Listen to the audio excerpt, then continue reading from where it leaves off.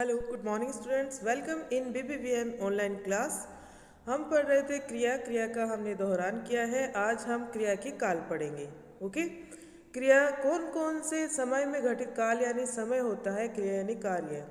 कार्य के होने का जो समय होता है वो किस तरह से तीन कालों में विभाजित है, वो हमें पता है कि वो तीन कालों में विभाजित है। आज हम फिर से उसका दोहरान करते हैं। उसकी पहचान हम कैसे करते हैं, चलिए देखिए।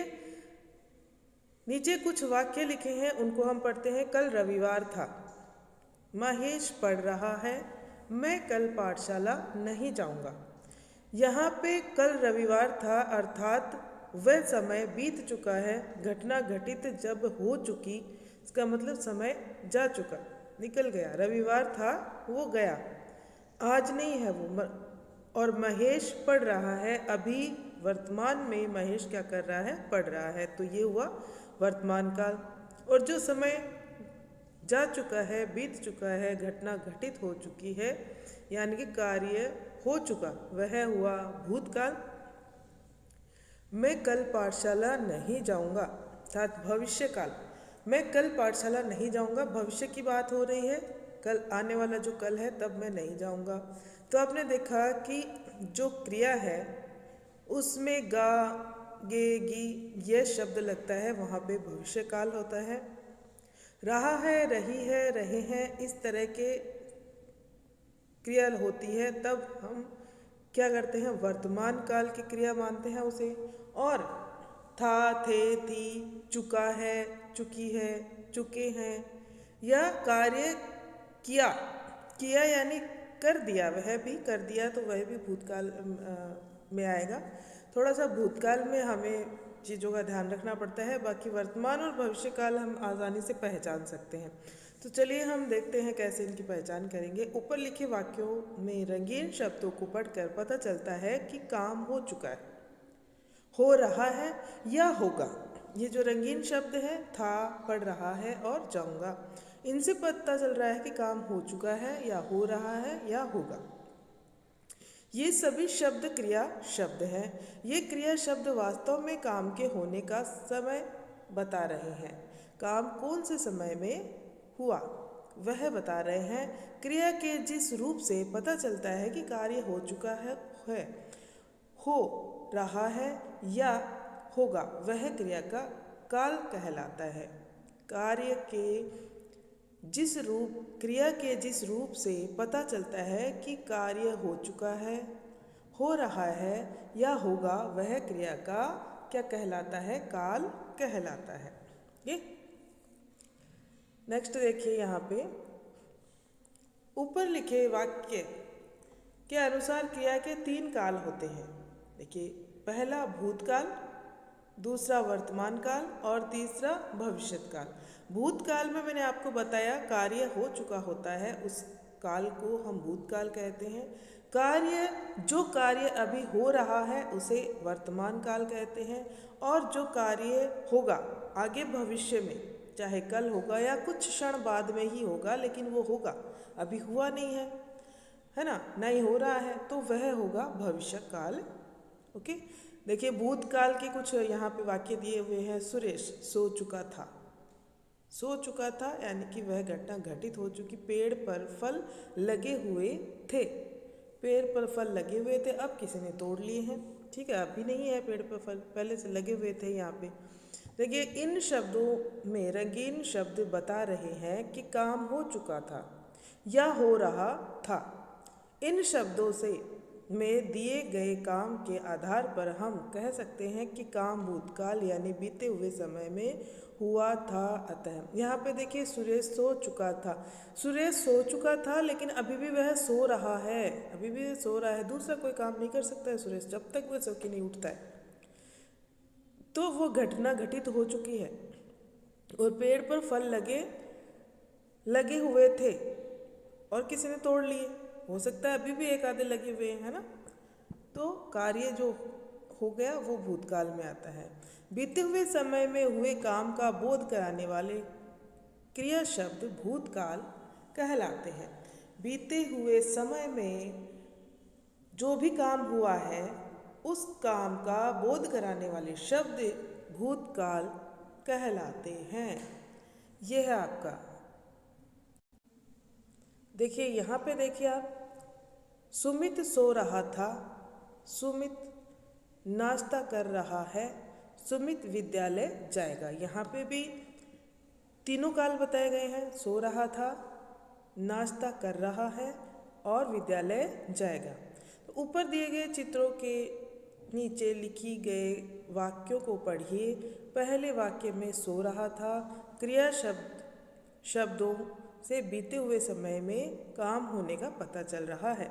दूसरे वाक्य में कर रहा है क्रिया शब्द वर्तमान समय में काम होने की बात बता रहा है।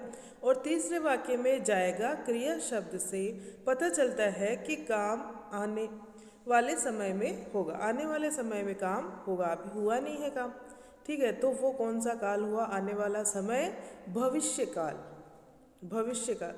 इस प्रकार क्रिया के होने के समय को काल कहते हैं। दूसरे शब्दों में क्रिया के जिस रूप से उसके होने के समय का बोध हो उसे काल कहते हैं। एक ही बात है, परिभाषा आप किसी भी तरीके से लिख सकते हैं, पहले उसको समझें फिर लर्न करें। काल के भेद, अब हम देखते हैं काल के कितने भेद होते हैं। मैंने आपको बताया है काल के कितने भेद होते हैं, 3 भेद होते हैं।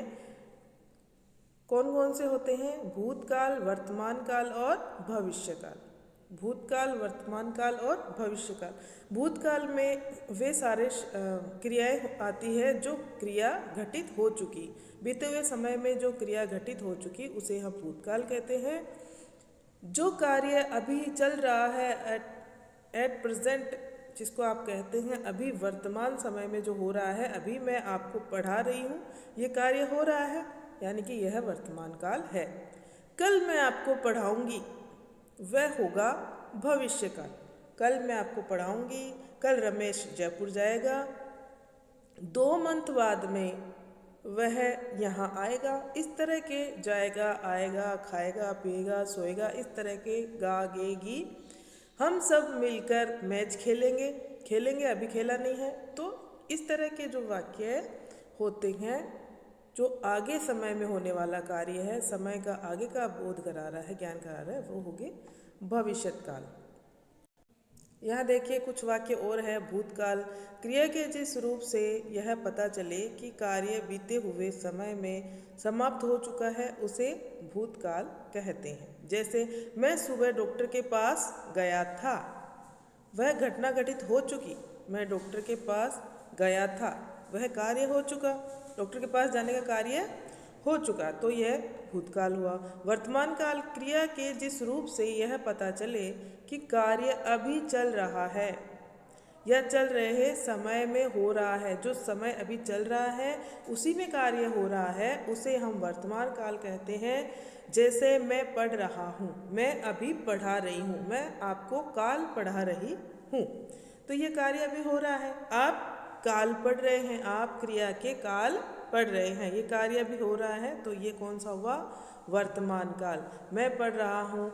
विशेष देखिए, जो काम हमेशा होता है उसे भी हम वर्तमान काल कहते हैं। जैसे दिन में सूर्य चमकता है, हमेशा जो कार्य होते हैं उनको भी हम वर्तमान काल में ही गिनते हैं। रात में चंद्रमा की चांदनी मन मोहती है, यानी क्रिया जो अंत में आ रही है, रहता है, मोहती है, इनसे हम काल का पता कर लेंगे। देखिए भविष्यत काल यहाँ पे है। क्रिया के जिस रूप से यह ज्ञात हो कि काम आने वाले समय में होगा उसे भविष्य काल कहते हैं। जैसे वह आज विद्यालय नहीं जाएगा, वह कल डॉक्टर के पास जाएगा, वह कल विद्यालय जाएगा, वह कल जयपुर से सीकर आएगा। ठीक है, इस तरह के जो वाक्य होते हैं वो कौन से होते हैं? भविष्य काल के। देखिए हमने क्या क्या सीखा है।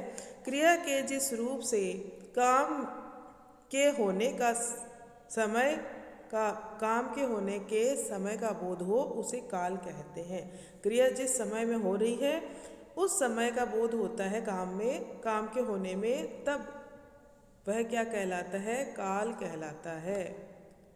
क्रिया के जिस रूप से काम के बीते हुए समय में पूरा होने का बोध हो उसे भूतकाल कहते हैं। जब क्रिया का रूप यह बताए कि कार्य अभी चल रहा है तो वह वर्तमान काल है।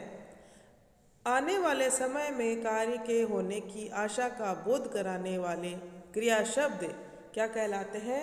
भविष्य काल कहलाते हैं। के स्टूडेंट्स, तो हमने ये दोहरान कर लिया है काल का भी, और आपका पहले भी पढ़ा हुआ है काल। आई थिंक आपको बहुत अच्छे से आता है काल आसानी से। मैं आपको वर्कशीट्स भेजूंगी, पहले आप इसको अच्छे से पढ़िए, अपने बुक निकाल के फिर से पढ़िए, वीडियो देखिए, इसका रिवीजन कीजिए क्रिया के साथ साथ काल का भी। और फिर जब मैं आपको वर्कशीट भेजूंगी इनके पेज नंबर, तो वो कार्य आपको करके और मुझे फ़ोटो क्लिक करके भेजने। Okay, thank you.